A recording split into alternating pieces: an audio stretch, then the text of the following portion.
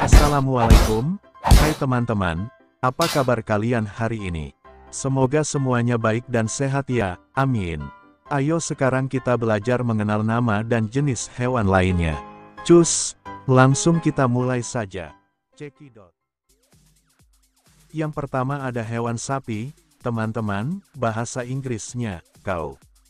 Sapi atau lembu adalah hewan ternak anggota famili Bovidae dan subfamili Bovinae. Sapi dipelihara terutama untuk dimanfaatkan susu dan dagingnya sebagai pangan manusia. Hasil sampingannya seperti kulit, jeroan, tanduk, dan kotorannya juga dimanfaatkan untuk berbagai keperluan manusia. Di sejumlah tempat, sapi juga dipakai sebagai penggerak alat transportasi, pengolahan lahan tanam bajak dan alat industri lain seperti peremas tebu. Karena banyak kegunaan ini, sapi telah menjadi bagian dari berbagai kebudayaan manusia sejak lama. Kebanyakan sapi merupakan keturunan dari jenis liar yang dikenal sebagai Auroch, dalam bahasa Jerman berarti sapi kuno, nama ilmiah Bos primigenius, yang sudah punah di Eropa sejak 1627. Namun, terdapat beberapa spesies sapi liar lain yang keturunannya didomestikasi, termasuk sapi Bali yang juga diternakkan di Indonesia.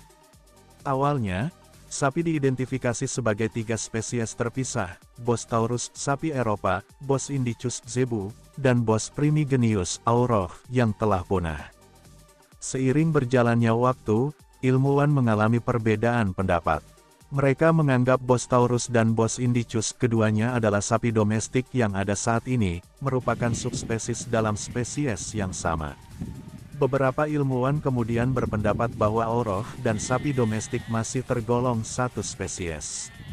Sistem Informasi Taksonomi Terpadu atau ITIS mengklasifikasikan sapi dalam spesies Bos taurus yang terdiri atas 3 subspesies, Bos taurus primigenius, Bos taurus taurus, dan Bos taurus indicus. Ada berbagai istilah yang digunakan di seluruh dunia untuk mengklasifikasikan sapi. Sebagian istilah tersebut, terutama yang berkaitan dengan industri peternakan sapi, berasal dari bahasa Inggris. Pedet adalah anak sapi yang baru lahir hingga usia penyapihan, sekitar 8 bulan. Sapi bibit adalah sapi yang mempunyai sifat unggul yang dapat diwariskan. Sapi pejantan adalah sapi jantan dewasa yang semennya digunakan untuk menghasilkan keturunan, baik sebagai sapi pemacek dalam kawin alami maupun sumber semen beku untuk inseminasi buatan. Sapi indukan adalah sapi betina dewasa yang berperan sebagai induk untuk menghasilkan keturunan. Sapi bakalan adalah sapi yang dipelihara selama kurun waktu tertentu untuk mencapai bobot badan maksimal pada umur optimal untuk dipotong. Sapi bakalan biasanya dipelihara di feedlot. Sapi potong atau sapi pedaging adalah sapi yang dipelihara dengan tujuan dipotong untuk diambil daging dan produk-produk lainnya. Sapi perah adalah sapi yang dipelihara dengan tujuan untuk dimanfaatkan susunya. Lalu yang berikutnya ada hewan beruang, bahasa Inggrisnya, bear. Beruang adalah binatang dalam kelas mamalia yang tergolong ordo Carnivora, familia Ursidae. Beruang adalah binatang buas jenis Ursus, berbulu tebal, dapat berdiri di atas kedua kakinya, bercakar, dan bermoncong panjang. Dalam nama ilmiahnya Ursidae, Ursidae sendiri berasal dari 2 kata yaitu Ursus dan Idae. Ursus berasal dari bahasa Latin Ursus yang berarti beruang, dan Idae berasal dari bahasa Yunani kuno Eidos bahasa Yunani, Eidos. Beruang memiliki indera penciuman dan pendengaran yang ulung, bertelinga bundar, berekor kecil, berbulu yang panjang, lebat dan kasar. Mereka memiliki cakar yang lebar dan berjumlah 5 pada telapak tangan yang tak dapat ditarik masuk. Cakar-cakarnya digunakan untuk menyobek, menggali, dan menangkap. Penglihatan beruang hampir sama dengan penglihatan manusia. Beruang hitam dan sejenisnya tidak buta warna. Bermoncong yang panjang. Giginya digunakan untuk bertahan dan alat dan tergantung pada makanannya. Jumlah gigi bervariasi tergantung pada spesiesnya. Beruang dapat memiliki 32 hingga 42 gigi. Susunan gigi beruang tidak dikhususkan untuk membunuh mangsa mereka, karena gigi taring beruang relatif kecil dan umumnya digunakan untuk pertahanan diri atau alat. Bentuk gigi geraham beruang itu cukup lebar dan datar, gigi tersebut digunakan untuk memotong dan mengkunyah tumbuhan menjadi potongan lebih kecil supaya dapat dicerna. Beruang memiliki 4 telapak yang bercakar. Setiap telapak dilengkapi 5 cakar yang tajam dan panjang. Kuku tersebut dapat digunakan untuk memanjat pohon, menyobek sarang rayap dan sarang lebah, menggali akar, atau menangkap mangsa, tergantung pada spesiesnya. Beruang dapat berlari mencapai kecepatan 50 km per jam, 30 mil per jam. Beruang juga dapat bergerak dengan fleksibel dan lincah. Berbulu panjang dan kasar, dengan warna bulu yang bervariasi tergantung pada spesiesnya, ada yang berwarna putih, blonde atau krem, hitam dan putih, sampai hitam semua atau coklat semua.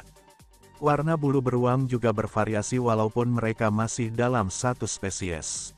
Sebagai contoh, beruang Amerika hitam mungkin saja berbulu hitam, coklat, coklat kemerahan, atau hitam kebiruan. Beberapa spesies, seperti beruang madu dan spectacled bear memiliki dada yang berwarna cerah dengan facial markings. Pada semua spesies beruang, ukuran jantan lebih besar daripada betina yang masih dalam spesies yang sama. Perbedaan antar jenis kelamin ini semakin besar pada spesies yang lebih besar. Beruang kutub jantan berbobot 2 kali lebih besar daripada betinanya, sedangkan pejantan pada spesies beruang yang lebih kecil berbobot hampir sama dengan betinanya. Beruang dapat hidup sekitar 25 tahun hingga 40 tahun. Ada banyak macam beruang yang berbeda seperti beruang kutub, beruang coklat, beruang hitam, panda, DCB. Lalu selanjutnya ada hewan keledai, bahasa Inggrisnya adalah donkey. Keledai adalah hewan domestik dari keluarga kuda. Keledai merupakan keturunan keledai liar Afrika, Equus africanus dan telah digunakan sebagai hewan pekerja selama setidaknya 5.000 tahun. Keledai merupakan hewan jinak yang digunakan untuk bertransportasi dan kerja lain, seperti menarik kereta kuda maupun membajak ladang. Ada lebih dari 40 juta keledai hidup di dunia ini. Sebagian besar ada di negara berkembang, di mana mereka sering dijadikan hewan pekerja. Keledai bisa memiliki anak campuran dengan kuda. Anak kuda betina dan keledai jantan disebut bagal. Anak keledai betina dan kuda jantan disebut nagil, hini. Bagal lebih umum, dan telah digunakan untuk transportasi manusia dan benda.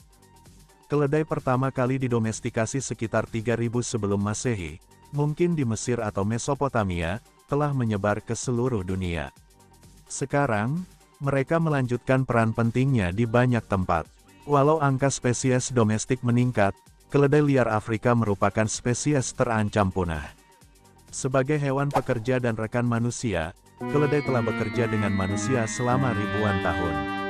Nah, itulah penjelasan mengenai hewan keledai ini, teman-teman. Yuk sekarang kita lanjut ke hewan selanjutnya. Yang terakhir ada hewan iguana, bahasa Inggrisnya adalah iguanas. Iguana adalah marga kadal yang hidup di daerah tropis Amerika Tengah, Amerika Selatan, dan Kepulauan Karibia. Kadal-kadal ini dideskripsikan pertama kali oleh seorang ahli hewan berkebangsaan Austria, Josephus Nicolaus Laurenti pada tahun 1768. Sejauh ini, genus iguana hanya terdiri dari 2 spesies, yaitu iguana hijau, iguana, dan iguana antilles kecil, iguana delicatissima. Istilah iguana diketahui kemungkinan berasal dari bahasa Taino, salah satu suku asli Amerika, yaitu Iwana, yang juga merujuk pada kadal-kadal ini. Panjang tubuh iguana antara 1,5 meter hingga 1,8 meter, termasuk panjang ekor.